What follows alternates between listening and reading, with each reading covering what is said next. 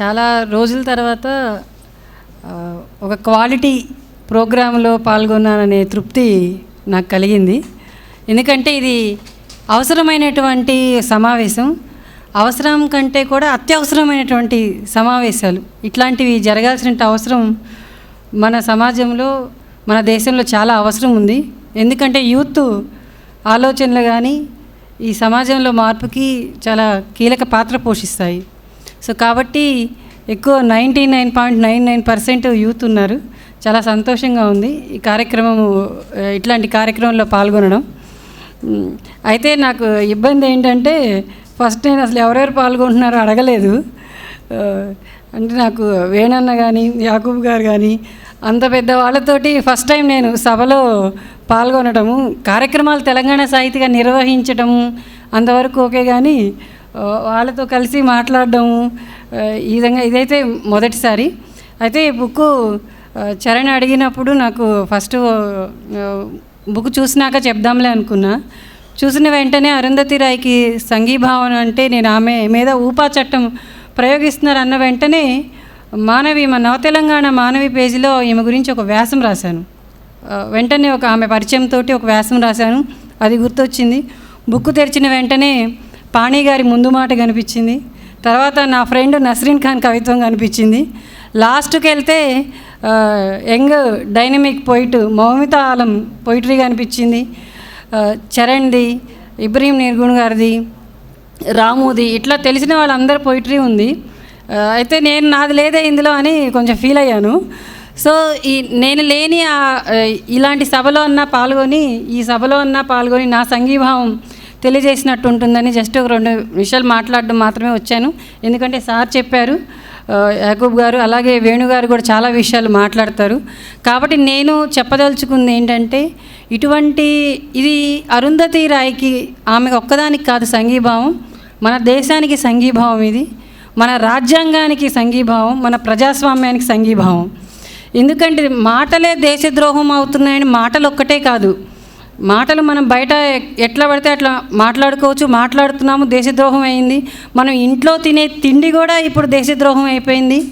మనం పీల్చే గాలి, స్వేచ్ఛగా పీల్చే గాలి, అది కూడా దేశద్రోహం కిందనే లెక్కగట్టేస్తున్నారు. ఇంకా ఘోరం, బట్టలు వేసుకున్నా దారుణమే, వేసుకోకపోయినా దారుణమే, అది కూడా పెద్ద చర్చనీయాంశమే. ఒక దగ్గర హిజాబ్ వేసుకుంటే వద్దంటారు, ఇంకో దగ్గర హిజాబ్ వేసుకోకపోతే ఎందుకు వేసుకోలేదంటారు.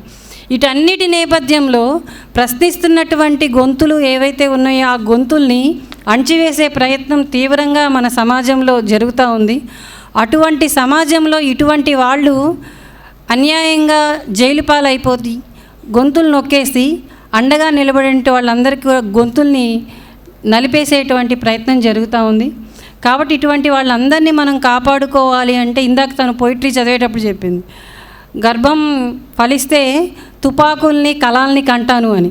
అంటే మనం తుపాకుల కంటే శాంతిని కోరుకుంటున్నాం మనం. అంటే ఇప్పుడున్న పరిస్థితుల్లో తుపాకులు కళలు 2 కావాలి అన్నాం.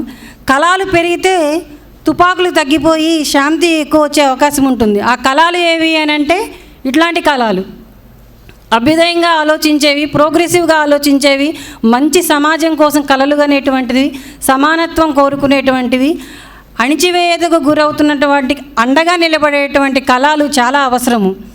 సో ఇట్లా అరుంధతి రాయ్ లాంటి వాళ్ళ దగ్గర నుంచి మనం అలాంటి ఇన్స్పిరేషన్ తీసుకొని, ఇందులో మీరు చదువుతారు తర్వాత పాణి గారు రాశారు, మనం ఉన్నటువంటి పరిస్థితుల్లో ఆలోచనల్లో కానీ కొంత ఈ మధ్య మనం సీట్లు తగ్గిన తర్వాత, పార్లమెంట్లో కొన్ని మార్పులు జరిగిన తర్వాత, కొన్ని డైరెక్ట్గా కొన్ని విషయాలు కొంతమంది ఎంపీలు అందరూ మాట్లాడారు. ఏమని, మాకు సీట్లు ఎక్కువ వస్తే మేము రాజ్యాంగాన్ని మార్చేస్తాం అని చెప్పి కొంతమంది చర్చలు చేశారు. అంటే రాజ్యాంగాన్ని మార్చేస్తామంటే ఏ రాజ్యాంగం తీసుకొని వస్తారు, అది ఎవరికి ఉపయోగపడే రాజ్యాంగాన్ని తీసుకొని వస్తారు? ఇటువంటివి అన్నీ కూడా పెద్ద క్వశ్చన్ మార్కుగా ఉన్నాయి. సో కాబట్టి ఏం జరుగుతుంది సొసైటీలో అనుకున్నప్పుడు, వచ్చిన తర్వాత ఈ మధ్య కాలంలోనే మేము అందరికీ అనుకూలమైన వాళ్ళం, మైనార్టీలకి మాకు కావాలి, దళితులు మాకు కావాలి, అందరూ మాకు కావాలి అని చెప్తూనే ఈ మధ్య కాలంలోనే ఛత్తీస్గఢ్లో పశువుల వ్యాపారం చేస్తున్నారని చెప్పి వాళ్ళపైన దాడి, మధ్యప్రదేశ్లో బీఫ్ని ఫ్రిడ్జ్లో పెట్టుకున్నారని చెప్పి మూకదాడులు. అంటే ఎవరి కోసం అంటే తిండి మీద కూడా ఆంక్షలే కదా అవి, ఎవరి తిండి వాళ్ళు తింటున్నారు, ఆంక్షలే అవి. కాబట్టి ఇటువంటి సమాజంలో, ఇటువంటి నేపథ్యంలో మనం ఉన్నాం కాబట్టి ఇటువంటి వాళ్ళని మనం కాపాడుకోవాల్సిన అవసరం ఉంది. ప్రశ్నించే ప్రతి ఒక్కళ్ళ మీద జరుగుతున్నాయి, ఎవరి స్థాయిలో వాళ్ళకి. నేను పార్లమెంటు ఎన్నికల తర్వాత ఓటేసి ప్రజాస్వామ్యాన్ని కాపాడుకుందాం, మతోన్మాదాన్ని వ్యతిరేకిద్దామని చెప్పి ఒక చిన్న పోస్ట్ పెట్టినందుకు వెంటనే ఎవరో నా ఫ్రెండ్ లిస్ట్లో ఎలా వచ్చాడో తెలియదు కానీ, తురకదానా నువ్వు మాత్రం మీ మసీద్కి మీ వాళ్ళు నీ మొగులు మసీద్కి వెళ్ళరా, మీరు బుర్కాలు వేసుకోరా, మేము గుడికి వెళ్తే తప్పేంటి, మతోన్మాదులు అంటాము. అంటే నేను పెట్టింది ఏంటి, ఆయన గుడికి వెళ్ళొద్దు అనలేదు, వాళ్ళని పూజించుకోవద్దు అనలేదు, తురకదానా అని చెప్పి. అంటే అలాంటి కామెంట్లు, వాటిని అన్నింటినీ మనం చూసుకుంటూ వాటికి సమాధానాలు చెప్పుకుంటూ ఉండాలి. అంటే ఆల్రెడీ ఒక సమాధానం చెప్పాను, మేము అన్నది మీ గురించి కాదండి, మీరు పూజలు చేసుకోండి, గుడులు ఏమైనా చేయండి, ఇబ్బంది ఏమి లేదు.